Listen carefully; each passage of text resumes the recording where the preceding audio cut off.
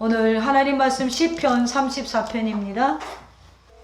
시편 34편 우리 1절로 22절, 오늘 본문이 기니까 천천히 한 절씩 합독하도록 하겠습니다. 내가 여호와를 항상 송축하며 내 입술로 항상 주를 찬양하리이다. 내 영혼이 여호와를 사랑하리니 공고한 자들의 입을 듣고 기뻐하리이다. 나와 함께 여호와를 광대하시다며 함께 그의 이름을 높이세. 내가 여호와께 간구하니 내게 응답하시고 내 모든 두려움에서 나를 가지셨도다. 그들이 주를 앙망하고 광채를 내었으니 그들의 얼굴은 부끄럽지 아니하리로다. 이 공고한 자가 부르짖음에 여호와께서 들으시고 그의 모든 환난에서 구원하셨도다. 여호와의 천사가 주를 경외하는 자를 둘러 진치고 그들을 건지시는도다. 너희는 여호와의 선하심을 맛보아 알지어다. 그에게 피하는 자는 복이 있도다. 너희 성도들아 여호와를 경외하라. 그를 경외하는 자에게는 부족함이 없도다. 젊은 사자는 궁핍하여 줄일지라도 여호와를 찾는 자는 모든 좋은 것에 부족함이 없으리로다. 너희 자녀들아 와서 내 말을 들으라. 내가 여호와를 경외하는 법을 너희에게 가르치리로다. 생명을 사모하고 연수를 사랑하여 복 받기를 원하는 사람이 누구뇨? 내 혀를 악에서 금하며 내 입술을 거짓말에서 금할지어다. 악을 버리고 선을 향하며 화평을 찾아 따를지어다. 여호와의 눈은 의인을 향하시고 그의 귀는 그들의 부르짖음에 기울이시는도다. 여호와의 얼굴은 악을 행하는 자를 향하사 그들의 자취를 땅에서 끊으려 하시는도다. 의인의 부르짖음에 여호와께 들으시고 그들의 모든 환난에서 건지셨도다. 여호와는 마음이 상한 자를 가까이 하시고 충심으로 통회하는 자를 구원하시는도다. 의인은 고난이 많으나 여호와께서 그의 모든 고난에서 건지시는도다. 그의 모든 뼈를 보호하시며 그 중에서 하나도 꺾이지 아니하다. 악이 악인을 죽일 것이라 의인을 미워하는 자는 벌을 받으리로다. 여호와께서 그의 종들의 영혼을 성령하시나니 그에게 피하는 자는 다 벌을 받지 아니하리로다. 아멘. 시편은 아시겠지만 시죠. 그 시편은 5권으로 되어 있고요. 150편의 시가 묶여져 있습니다. 그래서 우리가 분리되어 있지 않지만 이 시편은 5권의 책이 엮여져 있는 것인데, 첫째는 41편의 시가 실려서 한 권으로 되어 있고요. 두 번째는 31편, 세 번째는 17편, 네 번째는 17편, 다섯 번째도 44편의 시가 묶여져서 150편으로 시편이 되어 있습니다. 이 저자도 매우 다양한데 다윗의 시가 대부분을 차지하고 있고, 그 외에 고라 자손의 시, 아삽의 시, 또 모세의 기도, 그리고 지은이를 알 수 없는 시들도 있습니다. 이처럼 지은이가 다양하지만 시편의 주제는 하나예요. 무엇이냐면 하나님의 나라에 있어서 왕과 그의 백성이 당하는 고통과 구원을 노래하고 있다라는 것이죠. 하나님 나라를 이루기 위해서 왕과 함께 걷는 길에 있어서 하나님의 백성들은 때로는 하나님을 향한 찬양과, 때로는 탄식과, 때로는 감사와, 때로는 절망과, 때로는 신뢰, 이것들이 계속해서 반복되어져 가면서 과거 이루신 일에 대한 회상과 지혜들이 적혀 있는 책이 바로 시편의 내용입니다. 이렇듯 시편은요, 언약의 백성들의 노래예요. 그렇기 때문에 우리가 기도가 잘 안 될 때 우리가 시편을 펴놓고 읽으면은 그것이 굉장한 기도의 영역이 됩니다. 왜 그러냐면 이 시편의 저자들의 어떤 그 신앙의 직접적인 호소, 그리고 직접적인 고백, 뭐 이런 것들이 시편에 기록되어 있기 때문에 그래요. 그 중에서 제1권의 34번째 시를 오늘 살펴보려고 합니다. 그래서 저는요, 개인적으로 답답한 상황이 쌓일 때면은 시편을 펼쳐놓고 읽을 때가 많아요. 시편이 시라서 좋은 이유는 다른 것 뭐 학문적인 거 생각하지 않고 그냥 함축적이고 의지적인 표현이 그 한 줄이 어떤 긴 설명보다 강렬하기 때문에 시편은 우리에게 굉장한 신앙의 선배들의 신앙의 고백이기 때문에 우리에게 큰 은혜를 줄 수 있고 힘도 줄 수 있고 위로도 줄 수 있기 때문에 그렇습니다. 오늘도 인생의 여러 가지 어려움 속에서 때로는 세상과 하나님 사이에서 흔들리며 사는 것이 우리의 인생이 아니겠습니까? 그래서 오늘 말씀의 제목을 흔들리는 인생일지라도 라는 제목으로 저와 여러분이 말씀에 따라서 위로와 평강을 얻기를 주님의 이름으로 축원합니다. 오늘 어쩌면 교회 나와서 우리가 하나님을 향해 한 걸음 한 걸음 나아가져 갈 때 우리가 여기에 나오는 이 순간까지도 우리는 마음이 흔들렸을 수 있어요. 아, 교회를 갈까 말까. 아, 오늘은 가기 싫은데. 아, 오늘은 잠을 좀 더 자고 싶은데. 아, 오늘은 그냥 좀 날씨도 좋은데 여행 가고 싶은데. 이런 여러 가지 마음 가운데 흔들리는 그 마음 가운데 여러분 교회에 나온 자체, 이 자체가 오늘 하나님 앞에 복된 인생이라는 사실을 잊지 마시기를 바랍니다.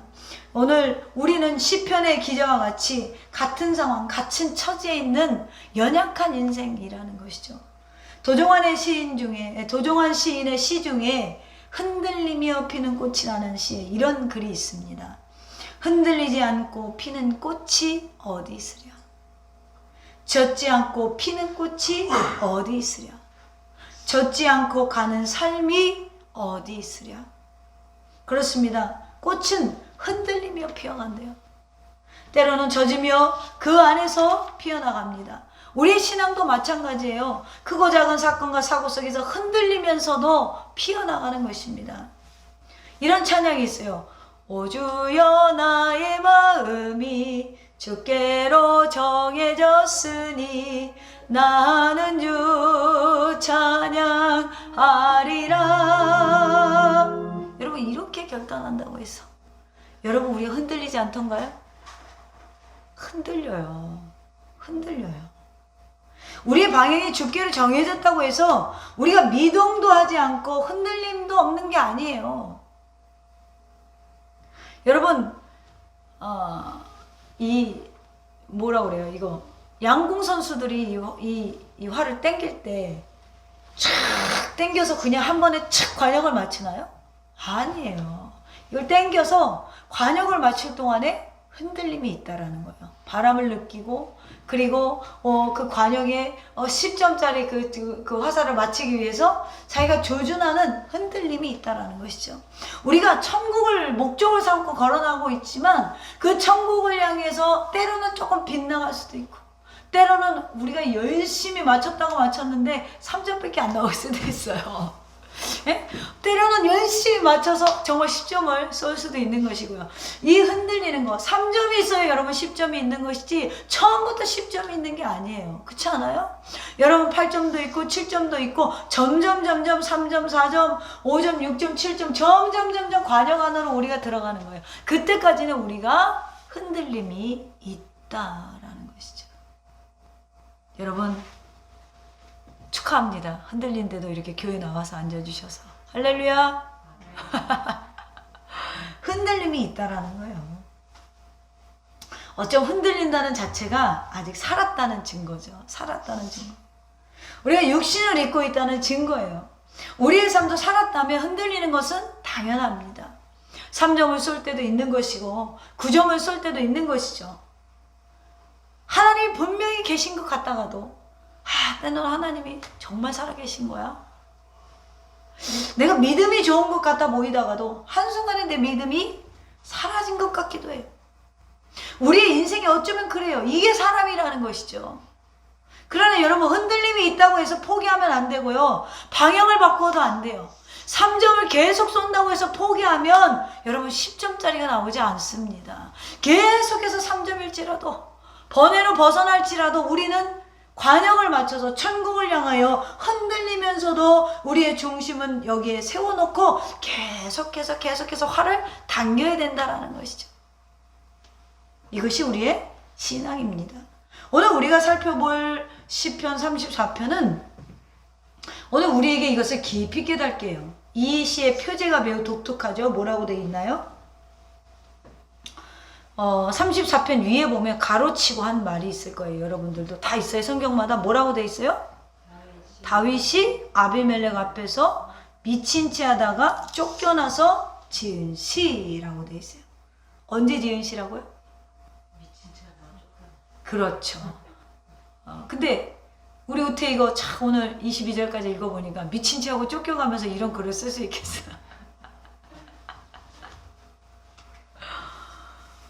이게 미친 척하고 쫓겨나다가 지은 시래요. 내용이 참 재미질 것 같죠. 영화의 한 장면인 것 같아요.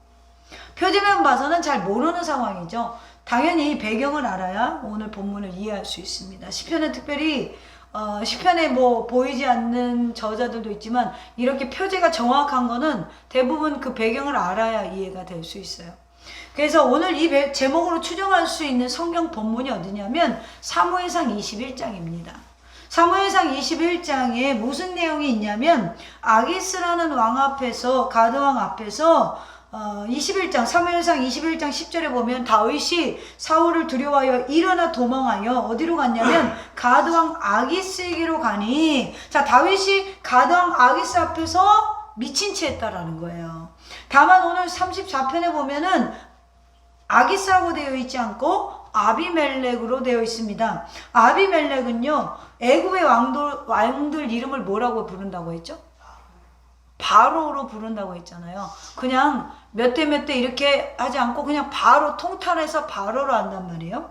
그 왕이 되면 그냥 이름이 바로가 되는 거예요. 바로의 신이 이름이라고 그랬잖아요. 블레셋 왕들에 대한 호칭이 아비멜렉이에요. 그러니까 블레셋 왕이 되면 아비멜렉이라는 호칭이 붙습니다. 그래서 아비멜렉 중 한 명이 아기스라는 사람이라는 것이죠. 지금 그 이야기를 하고 있는 거예요. 이 시기에 다윗의 상황이 어땠냐면 이제 다윗은 사울의 시기와 오해 때문에 어쩔 수 없이 이제 도망자의 삶을 살게 돼요.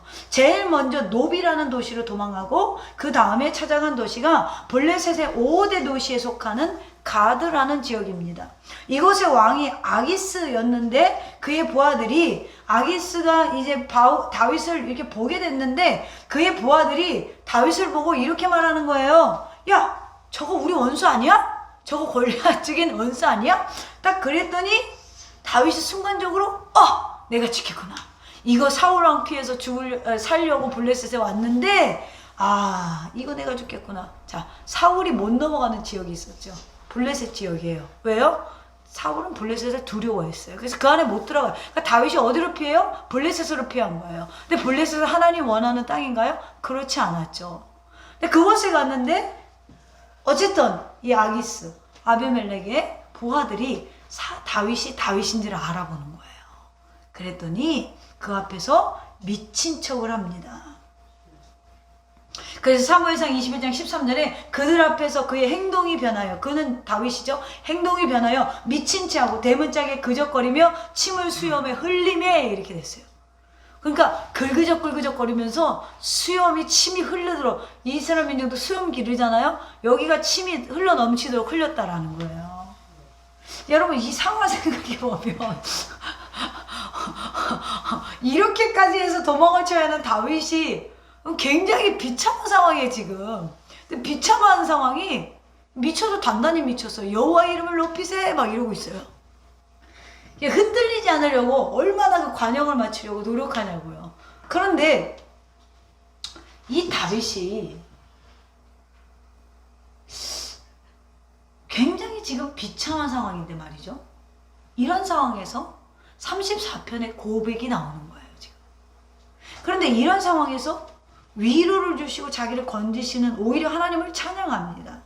이런 다윗의 상황에서 다윗의 감사의 의미를 알고 오늘 34편을 읽으면 감동이 앞으로 다르겠죠.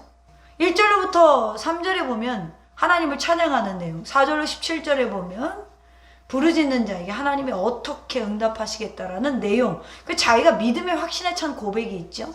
18절로 22절에 보면 그것을 회개로 메고 있습니다. 그러니까 지금 다윗이 하나님 앞에 자기가 이제 블레셋의 그 아기스 왕의 부하들 앞에서 자기가 이제 위험을 피했잖아요. 그러면서 이제 도망을 가면서 물론 그 도망가게 하신 피하게 하신 하나님께 감사를 하지만 다윗이 지금 자기가 블레셋으로 흘러갔던 걸 회개하는 내용도 본문에 있다라는 거예요. 그러니까 우리가 세상을 살다 보면 흔들리는 이유가 뭐예요? 내가 하나님의 일을 하면 의인이 고난받는 게 당연하다고 오늘 30편 마지막에 보면 이야기하고 있는데, 고난당하는 걸 당연하게 생각하지 않기 때문에 우리가 자꾸 세상의 방법과 야합을 해요. 지금 사실은 다윗이 블레셋으로 간 것이 사울이 블레셋을 두려워하니까 거기 숨었거든요. 그러니까 이것이 뭐예요? 사람의 방법을 택한 것이죠. 그런데 다윗은 원래는 그렇지 않았잖아요. 자기의 양을, 아버지의 양을 사자가 물고 가서 이빨을 벌리고 꺼내왔던 사람이에요. 여러분, 사람이 어떻게 사자 입을 벌립니까? 그 말이 돼요? 말이 안 돼요. 그것도 소년이. 말이 안 돼요. 그 정도로 하나님의 능력을 청함해도 다윗이 지금 흔들려요, 안 흔들려요? 흔들려요. 어디로 가요? 블레셋으로 가요. 사람의 방법을 택해요. 여러분, 심심한 위로를 드립니다. 흔들려도 괜찮아요. 심심한 위로를 드립니다. 할렐루야. 그러니까 뭐예요? 오늘 이 본문이 우리에게 굉장히 위로가 된다라는 것이죠. 시편이 좋은 이유는요, 그냥 읽고 그대로, 여러분 논리 따지지 말고, 아, 이 사람 이렇게 고백하고 있구나, 그냥 이것이 우리에게 감동이 되면 되는 거예요. 사랑하는 더샘의 가족 여러분, 오늘 시인의 상황처럼 인생에 고통 없는 삶은 존재하지 않습니다. 시인 또한 고통 가운데 있지만 그 안에서 우리 믿는 자들이 고통당하고 고난당할 때, 억울한 일을 당할 때 어떻게 살아야 하는가. 비록 우리의 인생이 흔들릴지라도 그래도 다윗은 이렇게 말하는 거야. 하나님께 예배하고 그분을 의지합시다. 우리의 때로는 블레셋으로 흘러가고 거기에 숨으려고 하고 사람의 생각을 할지라도 더 큰 위기를 거기서 만나서 자기가 침을 질질 흘리면서 미친 체 하고 도망갈 때에 깨닫는 게 뭐예요? 아, 내 인생 흔들리는구나. 내가 사자 우리에서 사자 입에서 양을 건져냈던 그런 믿음이 있고 골리앗을 물맷돌 하나로 쓰러뜨리는 그런 믿음이 있던 사람일지라도 흔들린다. 그러나 그럴지라도 하나님께 예배하고 그분을 의지하자. 오늘 시편의 22절 중에서 몇 가지 눈이 가는 표현들을 우리가 다 살펴볼 수 없으니까요, 이 시간에 몇 가지만 제가 살펴보려고 합니다. 첫 번째로 우리가 주목해 볼 표현은 1절에 내 입술로 주를 찬양하리이다. 언제? 항상 주를 찬양하리이다. 시인은 항상 주님을 찬양한대요. 할렐루야. 여러분, 항상 주님을 찬양하시기를 바랍니다. 여러분, 항상의 의미가 뭐예요? 이것은 슬플 때나 기쁠 때나 사나 죽으나 내 삶에 무엇이 찾아오든 찬양한다라는 거야. 그러므로 여러분, 찬양은 환경에 따른 조건적인 반응이 아니죠. 좋을 때만 하는 게 아니라는 거예요. 지금 다윗이 좋은 상황인가요? 좋지 않은 상황이에요. 여러분, 이 상황까지 가지도 못해봤어. 아직 가지도 못해봤어. 여기까지. 그런데도 나는 항상 주를 찬양하리이다. 우리는 근데 어때요? 기도 응답해줘야 감사하고, 기도 응답만 받아야 하나님을 찬양하고, 어쩌다가 가물에 콩나듯이 말이죠. 가물에 콩난다는 게 뭐예요? 쪽쪽 갈라진데 어쩌다 하나 눈에 보이네. 와, 신기하다. 야, 여기 콩이 열매 맺혔네. 그럴 때 할렐루야, 하나님 다른 데는 다 가면 모르더라도요 나만 콩을 주시니 감사합니다. 우리 그런단 말이에요. 그러면 안 돼요, 여러분. 항상 선불 감사, 미리 감사. 아멘? 미리 감사, 미리 감사. 그런데 그것을 어떻게 해야 한다고요? 입술로 한다라는 거예요. 뭘로? 입술로. 입술로라는 건 말을 나눈다라는 것이잖아요. 이게 무슨 의미일까요? 마음에만 담아두는 고백이 아니라 여러분, 이것은 신앙의 의지를 드리겠다라는 것입니다. 우리가 예배할 때는 반드시 개인의 의지가 드려져야 돼요. 뭐가 드려져야 지금 이 순간에? 내 마음과 뜻과 정성이 이 시간에 담겨져야 된다라는 거예요. 예배는 내 의지를 담아서 하나님께 나아가는 거예요. 그러니까 흔들릴지라도 여기 나온 건 우리의 의지라니까요. 흔들릴지라도 우리가 이것에 나왔잖아요. 여기 와서 우리가 조심해야 되는 부분은 뭐냐면, 우리가 구원을 받는 것에서는 주님의 100% 선택이에요. 이거는 변함이 없습니다. 전적 부패하고 전적 타락한 우리를 하나님이 100% 하나님의 은혜로 우리를 택하시고 뭐 하셨어요? 우리를 구원해 주셨어요. 그러니까 100% 하나님의 은혜입니다. 그런데 여기에서 그래도 우리가 100% 은혜를 받아도 흔들리는 인생 아니에요? 그러니까 신앙을 지키고 나아가는 데는 이 부분에 있어서는 신앙을 지키고 우리가 나아가는 이 부분에 있어서는 오늘 다윗과 같은 결의에 찬 의지가 필요하다라는 거예요. 그래야 넉넉히 이겨나간다는 거예요. 지금 실패했잖아요. 예? 지금 블레셋에 숨어들었다가 다윗이 실패했잖아요. 미친 체하고 도망가고 쫓기고 있잖아요. 그러면서 하는 말이 뭐예요? 이제 다시는 이렇지 않겠다는 거예요. 쉽게 말하면 내가 다시는 이렇게 하지 않고 내가 이제는 넉넉히 이겨나갈 수 있는 사람으로 내가 세워져야겠다 라고 고백하면서 나는 내 입술로 항상 주를 찬양하겠다. 이제 오늘 혹시라도 인생의 곤고한 마음 가운데 여러분 예배에 나오신 분이 계십니까? 지치고 힘드십니까? 3절에서 시인이 이렇게 말합니다. 나와 함께 여호와를 광대하시다 하며 함께 그 이름을 높이자. 우리의 곤고한 마음을 바꾸는 힘이 뭐예요? 찬양이라는 것이죠. 믿음을 딛고 일어서시라는 것입니다. 그리고 선포하십시오. 내 영혼에게 선포하세요. 여러분 우리의 영혼에 선포하세요. 난 쓰러지지 않아. 넘어지지 않아. 난 하나님을 찬양할 거야. 이것이 뭐예요? 우리 공동체로 흘러 넘쳐와서 서로를 세워서 권면해야 돼요. 너는 쓰러지지 않아. 당신은 쓰러지지 않아. 우리가 함께 찬양합시다. 우리 더전교회는 무너지지 않아. 이것이 공동체 예배의 힘이고 이 시간에 우리가 받을 수 있는 힘이라는 것이죠. 오늘 이 찬양의 역사가 서로를 세우는 예배의 아름다움으로 승화되어 나아가기를 주님의 이름으로 축원합니다. 두 번째로 8절에 보면 여호와의 선하심을 맛보아 알지어다. 이 시편에서 가장 유명한 부분이 8절의 말씀이에요. 여호와의 선하심을 맛보아 알지어다. 그에게 피하는 자는 복이 있도다. 자, 맛보다라는 표현이 무엇이에요?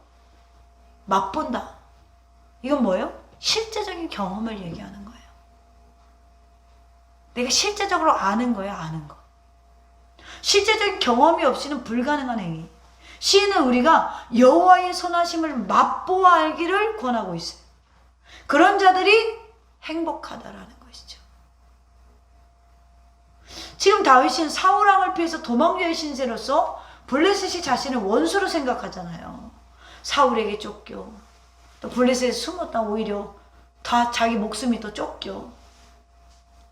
이 골리앗을 죽인 사람이 다윗이니 블레셋은 다윗을 원수로 생각한단 말이에요. 그 위험한 상황에서 미친 척하고 도망을 칩니다. 이런 상황에 다윗이 이 고백을 들으면 다윗이 불행한 것 같아요? 행복한 것 같아요? 행복한 것 같아요. 찬양 중에 이런 찬양이 있어요.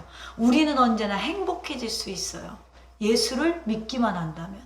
우리는 언제나 행복해질 수 있어요. 예수를 만나기만 한다면. 제가 찬양 인도를 하면서 이 찬양을 부르면 성도들의 얼굴이 하나도 안 행복하더라고요. 그래서 안 부르잖아.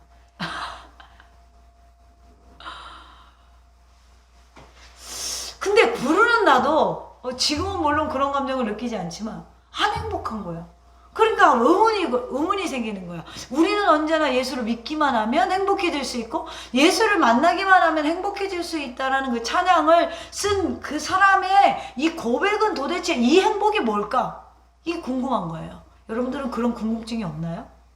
공부를 잘하는 사람은 궁금증이 많대요. 성경을 여러분 잘 이해하려면 궁금증이 많아야 돼요.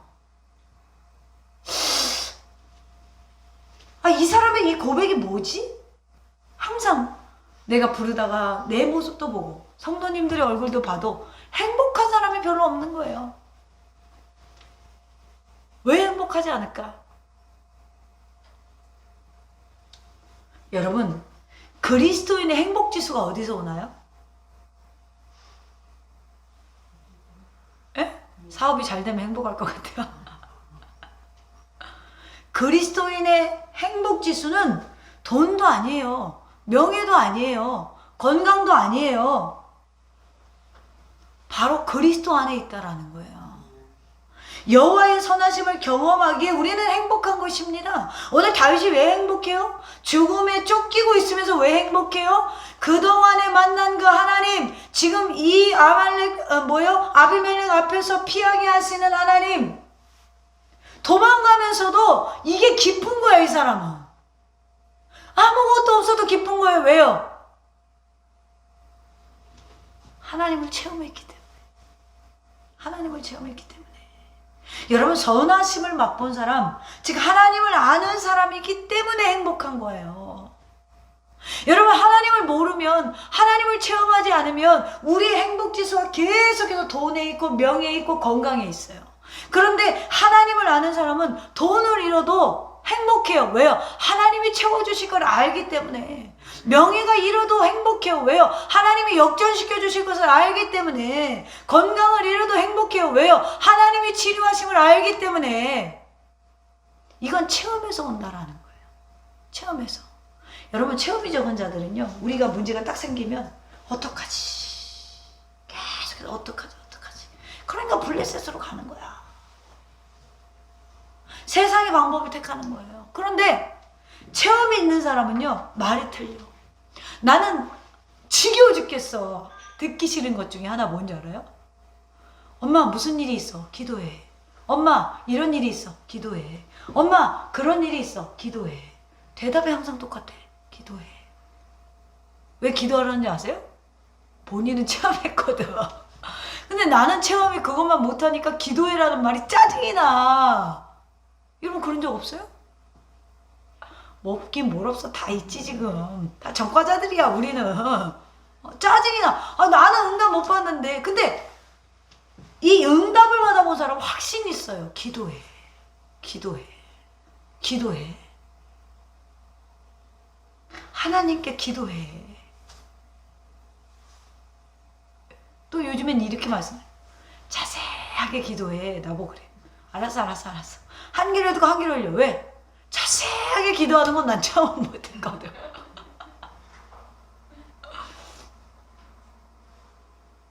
근데 또 요즘엔요, 순종해야 된다 이 말은 들어가고 네, 예 이래요. 진짜 그러냐는 거야. 여러분, 우리가요, 우리 환경 때문에 기뻐하는 게 아니라 여호와에 대한 경험으로 우리 행복이 좌우되는 거예요. 그러니까 주님을 체험하셔야 돼요. 특별히 이 시대에서 하나님은 의인에 대한 특별한 보호를 약속하셨죠. 15절 보겠습니다. 여호와의 눈은 누굴 향해요? 의인을 향하시고 그의 귀는 그들의 부르짖음에 기울이시는도다. 17절에도 보면 의인이 부르짖음에 여호와께서 들으시고 그들의 모든 환난에서 건지셨도다. 지금 어떻게 보면 다윗이 결단하는 거예요. 지금 실수했잖아요. 블레셋으로 갔잖아요. 실수했잖아요. 그러니까 야, 나는 이제 여호와만 볼 거야. 나 이제 흔들리지 않을 거야. 그러니까 계속해서 반복해서 의인을 향하셔. 누가? 여호와가. 의인이 부르짖으면 누가 들어? 여호와가 들으셔. 나는 의인의 길을 갈 거야. 의인답게 살 거야. 결단하는 거예요. 외치는 게 아니라 사실은 다윗의 입장에서는 이런 결단이 있다라는 거예요. 다윗은 그 어려운 상황에서 확신에 차 있어요. 왜요? 하나님을 경험했기 때문에. 사랑하는 성도 여러분, 오늘 주님은 누구를 향해 있을까요? 이 결단이 있는 자를 향하여 주님의 눈이 머무르 계신다라는 것입니다. 그리고 이 결단이 있는 자를 지금 찾고 계신다라는 것이죠.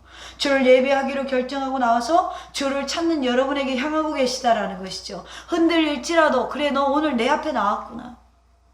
나오기 싫은 그 몸을 갖고 나왔구나. 그래, 그럼 내가 너에게 오늘 은혜를 줄게. 네가 부르짖을 때 내가 응답할게. 오늘 그분의 귀는 여러분을 향해 열려 계십니다. 하나님은 여러분을 원하시고 기뻐하시는 줄로 믿으시기를 바랍니다. 그러므로 고난 중에 하나님을 경험하는 자 되기를 주님의 이름으로 축원합니다. 세 번째로 18절로 19절에 보면 의인은 고난이 많대요. 그런데 하나님이 건지신다라고 이야기합니다.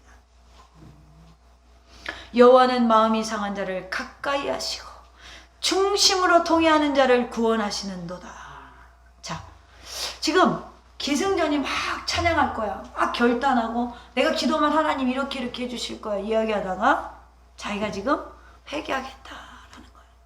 굉장히 지금 다윗이 성숙한 기도를 하고 있죠. 자기가 뭘 잘못한지를 알고 있다라는 거예요.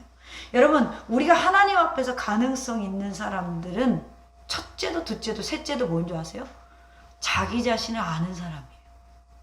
자기 자신을 모르면 사실은 신앙생활의 가능성이 굉장히 좁아져요. 제가 이렇게 목회하면서 답답한 어떤 상황을 굉장히 많이 만나죠. 특별히 저는 개인적으로 답답함보다는 사람들 앞에 그 어떤 벽과 같을 때가 있어요. 이 사람 정말 안 통하는구나. 왜 안 통하냐면 그 원인을 분석해보면 자기 자신을 모르기 때문에 안 통해요. 자기 자신의 부족함을 모르고 내가 갖고 있는 컴플렉스를 모르고 내가 갖고 있는 어떤 상처 이런 것들을 꺼집어내지 않으면 여러분 우리가 회복될 가능성이 적어요. 오히려 내 걸 자꾸 꺼내셔야 돼요. 누구 앞에? 제 앞에 꺼내시는 게 아니라 하나님 앞에 꺼내셔야 돼요.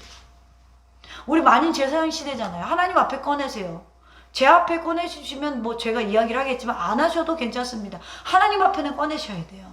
하나님 나는 이러해요. 나 이것 때문에 컴플렉스 가졌어요. 어떤 사람은 내가 좀 머리가 나빠서 컴플렉스도 있어요. 내가 키가 작아서 컴플렉스일 수도 있고 내가 너무 말라서 내가 너무 뚱뚱해서 그런데 이걸 자꾸 우리는 숨기려고 그래요. 그리고 너 뚱뚱해 그럼 상처받잖아요. 그러니까 왜 이런 일들이 벌어지냐는 거예요. 상처받을 게 아니라 그리스도 안에서 치료받아야 되고 회복되어야 되는 문제거든요. 어떤 사람은요 일평생 자기 외모에 컴플렉스가 있는 거예요. 얼마나 불행해요. 거울 볼 때마다 불행한 거예요. 난 왜 이렇게 생겼을까? 그럼 적어도 저는 거울을 자주 안 보지만 머리 빗을 때라 씻고 나서 보잖아요. 그럼 적어도 여러분 저같이 안 보는 사람도 3, 4회나 하루에 보잖아요. 세수하고 아침 저녁으로 씻고 머리 빗으니까 그때마다 나 왜 이렇게 생겼을까? 얼마나 불행해요? 얼마나 불행해요. 근데 여러분 이것을 죄라고 생각해 본 적이 한 번도 없죠. 지금 다윗은 자기가 실수한 거에 대해서 지금 회개하고 있잖아요. 그러니까 우리가 지금 우리 외모 누가 만드셨어요? 하나님이 만들어 주신 거잖아요. 우리 어머니 아버지의 배를 빌려서 만드셨지만 근데 이게 주 안에서 회복되지 않은 문제인 것이지 이게 우리를 뭐요? 작아지게 하는 문제는 아니라는 것이죠. 아니라는 거예요. 근데 오히려 그런 감정들까지도 하나님 앞에 가지고 나와서 회개하셔야 돼요. 하나님이 주신 귀한 것들. 여러분 의인이라고 완전합니까? 오늘 본문에 보니까 그렇지 않아요. 다윗은 완전하지 않았어요. 의인도 수없이 흔들려요. 흔들리는 거 괜찮아요. 그런데 흔들리는 게 평생 가시면 안 돼요. 우리가 그리스도 안에서 용서받은 사람들, 즉 용서받은 의인입니다. 우리는 100% 하나님의 공로가 아니면 의인이 될 수 없는 사람들이에요. 그렇기 때문에 그것 때문에 우리 죄 때문에 때로는 고난을 당하고요. 또 하나님의 그릇으로 빚어지시냐고 고난을 또 당합니다. 이런 여정에서 우리는 항상 흔들려요. 마음이 상하게 돼요. 그러나 중요한 사실은 마음이 상하여 주님께 나왔다면 마음이 상해도 주님께 나왔다면 내가 컴플렉스 덩어리로 주님께 나왔다면 내가 마음의 장애인으로 주님 앞에 나왔다면 내가 가난함이 극복되지 못해서 주님 앞에 나왔다면 내가 권고해서 주님 앞에 나왔다면 가장 좋은 선택을 했다라는 거예요. 가장 가능성 있는 선택을 했다라는 것이죠. 내 삶을 역전시켜 줄 수 있는 힘은 여호와 하나님밖에 없기 때문에 흔들리면서도 오늘도 주님을 향한 화살을 세우고 비록 2점 빵점이 나올지 몰라도 흔들리는 그 자세로 계속해서 관역을 향하고 있으면 언젠가 우리는 10점을 쏘는 사람들이 된다라는 거예요. 저는 여러분 속에 그 가능성이 있다고 믿어요. 그렇기 때문에 오늘 말씀이 위로와 힘이 되시기를 주님의 이름으로 축원합니다. 흔들려도 이 자리에 있는 게 중요한 거예요. 다윗과 같이 실수 많은 인생일지라도 오늘 하나님을 향하여 통회하는 자에게 주님이 함께 하신다. 오늘 20절에 그런 자에게 어떤 복을 주신다고요? 20절 봅니다. 그의 모든 뼈를 보호하시며 그 중에서 하나도 꺾이지 아니하도다. 할렐루야. 이게요 새변역 성경에는 더 표현이 잘 돼 있어요. 뭐라고 표현되어 있냐면 뼈마디 하나하나 모두 지켜주시니. 할렐루야. 어느 것 하나도 풀어지지 않는다. 너희들 흔들리니? 그런데 니들 오늘 내 앞에 나왔으니까 내가 너를 보호해 줄게. 우리가 흔들리지 않아서 보호해 주시는 게 아니에요. 하나님이 선택해서 그래도 너가 선택받은 자인 줄 알고 흔들리는 가운데 교회에 나와 앉아있는 자체가 하나님 보시기에는 기쁨, 이라는 것입니다. 우리 마디마디 하나 지켜주시는 분, 우리의 고난에서 반드시 건져주실 줄로 저는 믿습니다. 여러분, 우리 인생은요, 이 종이처럼 굉장히 약한 존재예요. 그죠? 너무나 약해요. 그런데 이 종이가요, 우리가 이렇게 해갖고 딱 잡아놓고 손가락으로 딱 뚫으면 뚫린단 말이에요. 이렇게 연약한 이 종이 같은 인생일지라도 우리 이 종이가 이 벽에 딱 붙어있으면 어떻게 된다고요? 예? 이게 연합의 의미라고 그랬잖아요. 딱 붙어있으면 어떻게 된다고요? 손가락으로 뚫어봐요. 성인 남자가 뚫어도 우리 최 집사님 손가락 부러져. 안 뚫려. 누구의 힘으로? 벽의 힘으로. 연합이 이런 거라는 거예요. 악의불 붙이다라는 것이라고 그랬잖아요. 그리스도 안에 있으면요, 우리는요 구원받지 못할 인생이지만 그리스도 안에 있으니까 우리가 구원받잖아요. 마찬가지예요. 우리는 이 고난을 벗어날 수 없어요. 우리의 컴플렉스를 극복할 수 없어요. 우리의 가난함, 우리의 망함, 우리의 어려움, 우리의 장애인, 우리의 마음에 극복되지 못한 이 감정들 하나도 우리는 극복할 수 없어요. 그러나 하나님의 힘으로 극복됩니다. 그러므로 우리는 언제나 행복해질 수 있어요. 예수를 만나기만 한다면. 이 찬양의 가사가 진짜라는 것이죠. 구약에 다윗이 있다면 신약에는 바울이 있죠. 바울은 하나님에 대해서 굉장히 잘 설명해요. 타고났어요. 왜 그렇게 하셨을까요? 하나님이 기독교를 세우는 그 사람을 뼈대로 만드셨다는 거예요. 하나님에 대해서, 신학에 대해서 논리적으로 잘 설명합니다. 그러나 오늘 다윗은요, 하나님에 대해서 설명하지 않아요. 그냥 자기가 경험하고 고백하고 있어요. 굉장히 단순해요. 시편의 여러 시들은요, 그저 시인들의 고백입니다. 난 이런 하나님을 만났어. 그 하나님을 이렇게 해주실 거야. 그가 만난 하나님에 대한 고백, 그리고 믿음, 그것이 다윗이 그냥 그런 단순한 삶의 고백인 것이지만 굉장한 힘이 있다라는 것입니다. 오늘 우리에게 이런 고백이 있기를 간절히 축원합니다. 저는 개인적으로 식물을 그렇게 좋아하지 않습니다. 우리 마음이 차가운가 봐요. 차가운 여인인 것 같아요. 그런데 특별히 싫어하는 식물이 있어요. 뭐냐? 담쟁이는 그것이에요. 왜? 지저분해 보이잖아. 담쟁이는 그 지저분해 보이지 않아요? 겨울 되면은 싹 죽은 거 같잖아요. 저는 그게 그렇게 싫더라고요. 그런데 엄마! 우리 교회는 담쟁이란 걸 다 뽑아버려야 돼. 그랬더니 우리 원로 목사님이 생명이라고 몰래 그걸 내비로 둔 거예요. 그래서 우리 마당에 곳곳에 담쟁이 넝쿨이 지금 있어요. 그러면 저는 몰래 가서 잘라버려요. 뿌리를 찾아서 딱 잘라버리면 그 위는 죽어버리잖아요. 누가 이길까요? 제가 이길까요? 담쟁이 넝쿨이 이길까요? 담쟁이 넝쿨이 이겨요. 자르는 사람이 넝쿨을 이길 수 없더라고요. 담쟁이 넝쿨은요, 붙을 담만 있으면 본능을 발휘해요. 뭘? 조용히 벽을 올라요. 제가 잘 때에도 오릅니다. 태풍이 불 때도 오릅니다. 비가 올 때도 오릅니다. 겨울이면 죽은 것 같다가도 봄이 되면 또 오릅니다.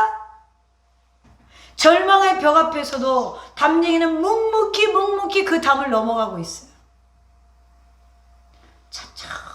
천천히. 이걸 보면서 뭘 느꼈냐면, 여러분, 천천히 보이지 않는 그 상황 속에서 오르더라도 여러분 주님 손 꼭 잡고 오르시기를 바랍니다. 그래서 여러분 앞에 있는 그 고난의 벽, 환난의 벽, 천천히 오르더라도 주님 손 잡고 포기하지 않으면 충분히 넘어갈 수 있어요. 이것이 신앙인의 삶이에요. 절망의 벽 앞에 도망치는 것이 아니라 그것을 넘어가려고 하는 마음. 제가 담쟁이 넝쿨에서 배울 수 있는 교훈이었어요. 사랑하는 성도 여러분, 이제 주님 손잡고 힘없고 어렵지만 오히려 그 벽을 기대어서 올라가는 담쟁이 넝쿨처럼 여러분 환난과 고난을 오히려 딛고 일어설 수 있는 그 끈질긴 신앙의 생명력이 저와 여러분에게 있어서 오늘 흔들릴지라도 내일은 흔들리지 않고 10점을 맞을 수 있는 정중앙에 관역을 맞출 수 있는 성숙한 그리스도인으로 성장하기를 주님의 이름으로 축원합니다.